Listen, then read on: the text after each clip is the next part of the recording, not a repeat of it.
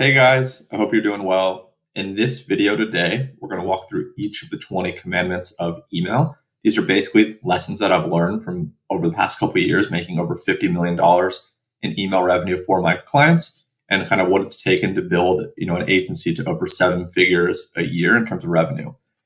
So again, appreciate everyone for all the love. Did not expect this thread to go as viral as it did, but really cool to see. So thank you guys for helping sharing it, liking it, and commenting on it. So let's dive in.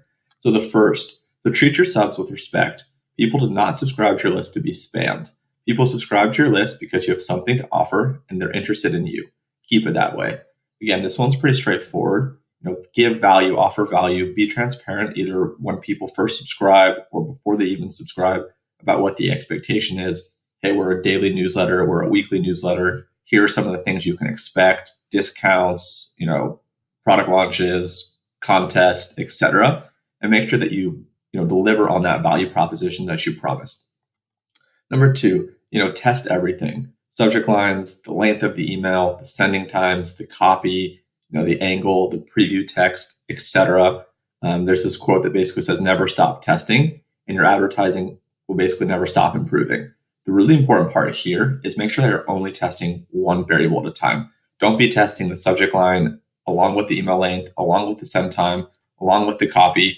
You're right. Don't do those all at once. Test one thing at a time, so that way you can isolate what's actually working.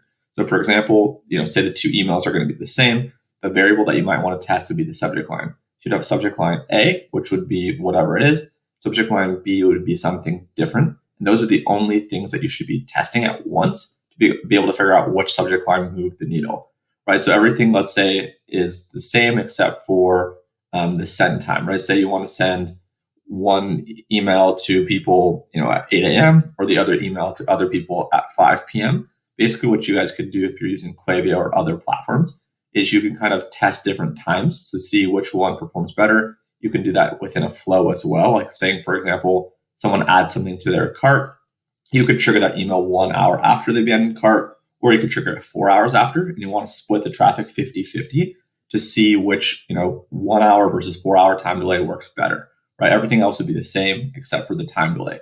So just go one thing at a time just to see which moves the needle. Otherwise, you won't know. Have systems, right? So welcome flows, post-purchase flows, abandonment flows. These basically help you keep earning money for forever, and they work around the clock, right? These are different than a campaign, right? A campaign is a one-time send to a group of people. A flow basically is an automation, right? So by setting the automation in place, they got to kind of work, while you're focusing on other things. That being said, it is really important to go back and test and to optimize the flows. Do not set it and forget it. These are not supposed to stay static. However, as you're testing and iterating and working on them, they will produce revenue for you. So leverage list segmentation. Again, I talk about this a lot. It's really important that you don't blast your whole list. If you do that more often than not, and you do that for a prolonged period of time, you will end up in spam. It's just a matter of time. It's not if, it's more so when. So focus on hitting the people that actually want to hear from you. Right? These are the people that are opening your emails. These are the people that are clicking your links. These are the people that have recently subscribed. These are people that maybe have recently purchased. So an engaged list is better than a huge list, right? Having an engaged and a huge list is great. But if I had to choose between the two, I would take the engaged list all day long. So tag everyone, right? So if someone's clicked on a link, tag them. If someone's purchased a product, tag them. They haven't opened your emails, tag them, right? So this kind of is in line with segmentation to some degree. But for example, within Klaviyo, you have the ability to track specific headers, buttons, links, and whatnot. That'll automatically add a custom profile to someone's account. So for example, say you have a header category that says men's, women's, and children. For me, I might be shopping, for myself, so I might click on the men's. So I'd want to add a tag saying, Chase clicked on men's in the header category. So let's start showing Chase some more items that are for men. However, we'll also want to show him items for women and kind of children as well, maybe lower down and less frequently. But we'll focus on the men category because we know that's what he's interested in. Or for example, if someone's purchased a product and they've done it multiple times and they've spent a certain AOV with you guys, tag them as a VIP, right? Etc. So learn to hype. So say there's a big holiday coming up, a big event coming up. Basically let them know, allow them to add it to the calendar. Just prep people for what's coming. So before I did this thread, right, and this thread has basically had over 215,000 impressions at this point.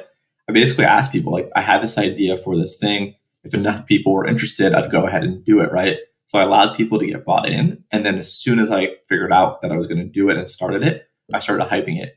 Hey guys, I'm a quarter of the way done with this thread. Hey guys, I'm halfway done with this thread.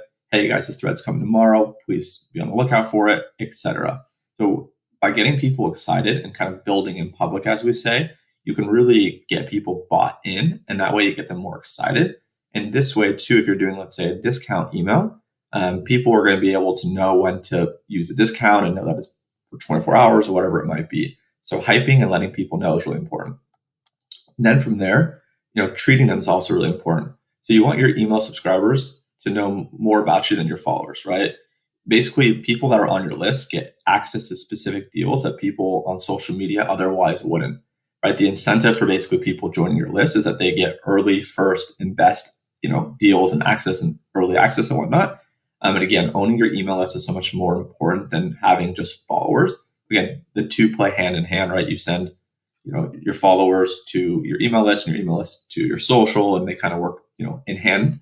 But however, if you had to take one, right, having 1,000 followers or 1,000 subscribers, you would rather have 1,000 subscribers, because if you get banned or something happens, you still own that list and whatnot. So incentivize people to sign up for your list by giving them special offers they cannot find anywhere else.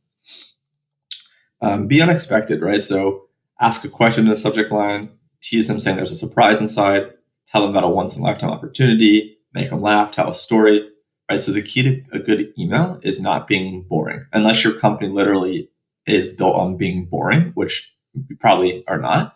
But for example, one of our clients is Nugs, right? All the emails that we're creating are really fun and out there and outlandish, because that's who they are and that's what works. So most companies that have some kind of personality and intrigue and mystery really do perform well, as long as it's on brand and it's not rude or too crazy. So the subject line is as important as the email itself. So the subject line will determine whether people are going to open your email or not. Right? So it doesn't matter if you have the most beautiful design, the most solid copy, getting landed into the inbox. It will not mean anything if people don't open your emails. So make sure that you're A/B testing your subject lines and having the winner being auto-selected. So again, running tests on the subject line is low-hanging fruit. At the bare minimum, you should be running a subject line test on every single email if you're not testing something else already. Most people aren't kind of crafty or ahead of the game enough to test other things such as offers or call to actions or whatever. So the low-hanging fruit for these people should be a subject line test at the very least. Kind of related to the subject line text, you have to use the preview text. I've talked about this a little bit before, but the preview text basically acts as a second subject line. So if you're in your inbox and you go from left to right, you'll see the from name, the subject line, and the preview text. It's also known as the pre-header text, is kind of another synonym for it. So make sure that you really leverage that to play with the subject line and create, again, intrigue and interest. And you want it to be related to the content. You don't want it to be clickbaity, but make sure that you kind of, once you catch their attention with the subject line, the preview text then seals the deal. So make people feel like they belong, right? Build the community. Again, an email list versus a community, they're similar, but they're not the same, right? The email list helps build the community, but community is built through kind of seeing content from others, connecting with others, and ultimately feeling like they belong.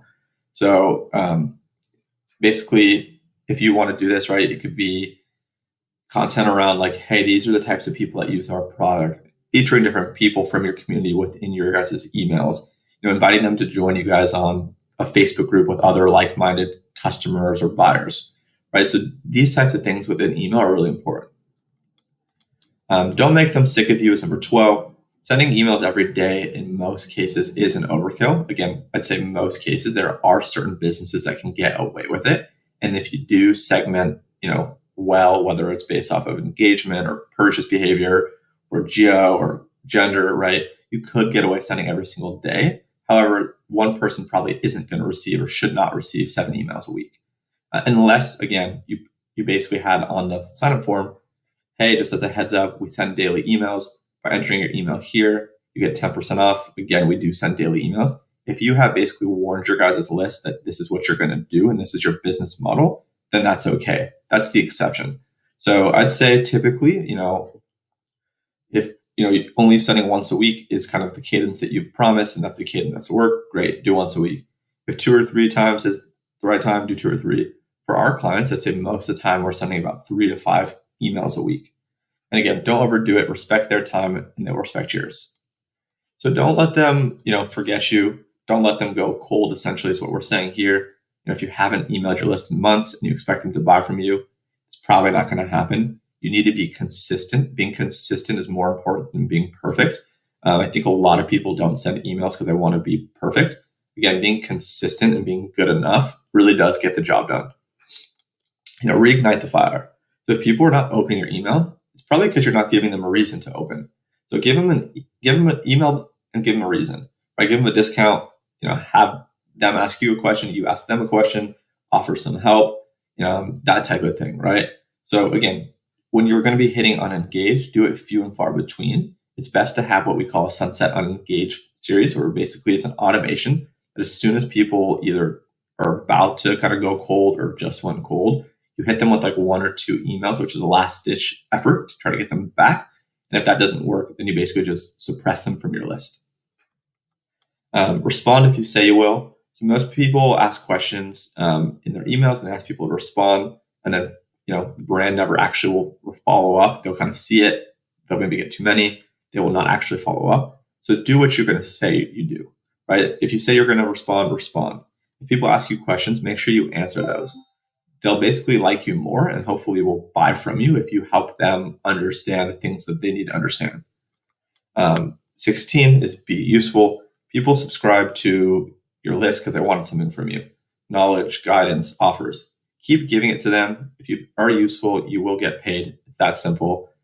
So this is basically giving people, content, right? How can you help them learn about whatever it is that you're passionate about? How can you help them learn about the sustainability of your products? And how can you help them learn about your mission and why you started and how you guys are doing it and how people can get involved? How can this help them, right? If this is a supplement brand, like, well, what are the things that, they can expect? How can this help them? And, what are some recipes that they can have, even outside your guys' products that will help them be healthier?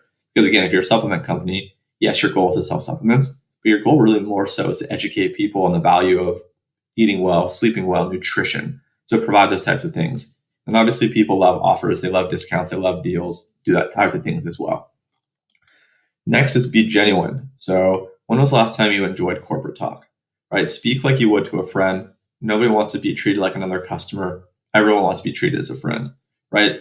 Again, this goes back to like how you feel and represent your brand, right? What is your mission? What is your vision? Who is your customer, right? What is their demo? How do you speak to them? How do they want to be spoken to, right? All of these different factors kind of weigh in to figure out, how you should be speaking. But more often than not, again, not every single time, but most of the time, it should be kind of casual and fun and witty, not so serious and somber, again, unless that is your brand. And some people do have that brand. Quality over quantity. We talked about this before, but really hammering this home, it is better to have 100 people who want to hear from you than 1,000 people that aren't that excited or might not even remember or know you, right? So why would you want to risk going to spam for people that don't really care? Stick to the people who like you and you will be rewarded. This is such a hard concept to nail in with people, but the people that want to hear from you, those are the people you need to send to, and that will warrant you hitting the inbox or the promotions at the very least. Really kind of be strict, and 9 out of 10 times you should be sending to the people that want to hear from you, which is your engaged segment. 19, we're almost done, guys. Appreciate you going through this. Hopefully this context has been helpful, but get to the point. People don't have time to waste. They don't have long attention spans. The simpler, more concise, and straight to the point that your emails are, the better, right? Why should I open? Why should I read it? Why should I click on it? If you can answer these types of things, you're in great standing. Get clear on these, and you hopefully increase your sales. Last but not least, it's a relationship. Business is about relationships. Email is about relationships. If you treat your list with respect, they'll respect you in return. If you help them, they'll help you.